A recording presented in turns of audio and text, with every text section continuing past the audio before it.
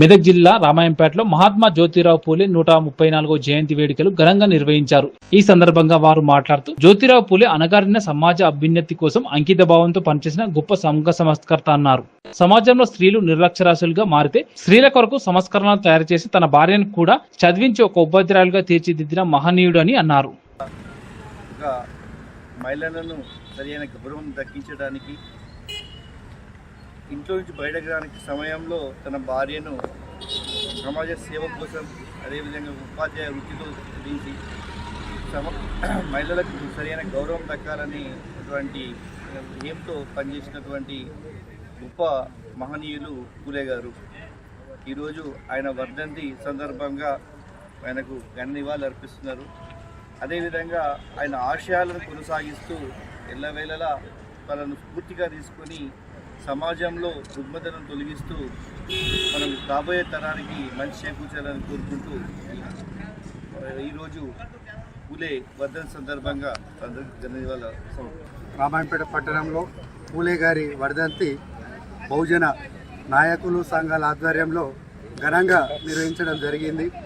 ఈరోజు నిజంగా సమాజము ఒక స్థితిలో ఈ స్థితిలో ఉన్నదంటే దానికి ఆయన త్యాగము అనేది ప్రతి ఒక్కళ్ళు మర్చిపోవద్దు.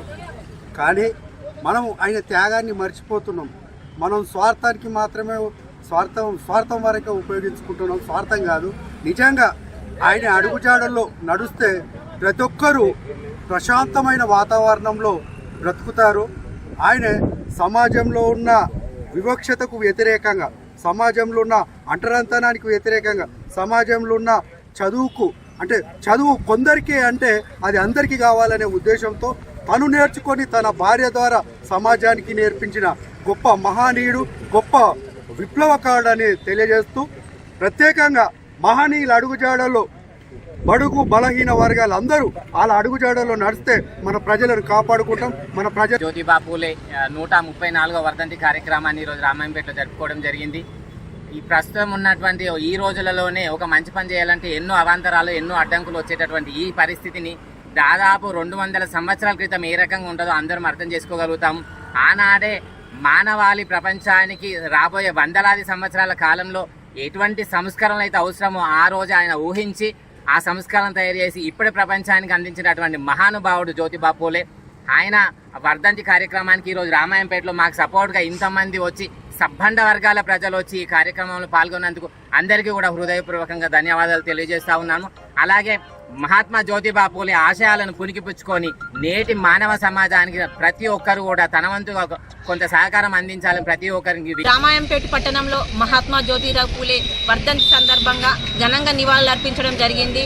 మరి మహాత్మా జ్యోతిరావు పూలే ఎన్నో సంస్కరణలు తీసుకొచ్చి ఇవాళ బడుగు బలహీన వర్గాలలో వెలుతురు నింపి ఇవాళ ఇంత స్వేచ్ఛగా తిరుగుతున్నాము. బడుగు బలహీన వర్గాలంటే అది ఆయన పుణ్యమే అని చెప్పి ఈరోజు ఆయన వర్ధంతి సందర్భంగా వేడుకుంటున్నాము.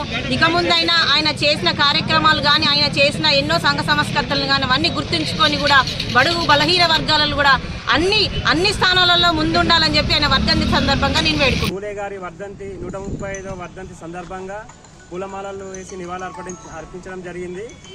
ఏదైతే పూలే మహిళల గురించి ఆయన మహిళలను చదివించాలనే ఉద్దేశంతో వాళ్ళ యొక్క భార్యను కూడా ఒక చదివించి ఉన్నత స్థాయిలో ఉపాధ్యాయురాలుగా తీర్చిదిద్దడం జరిగింది.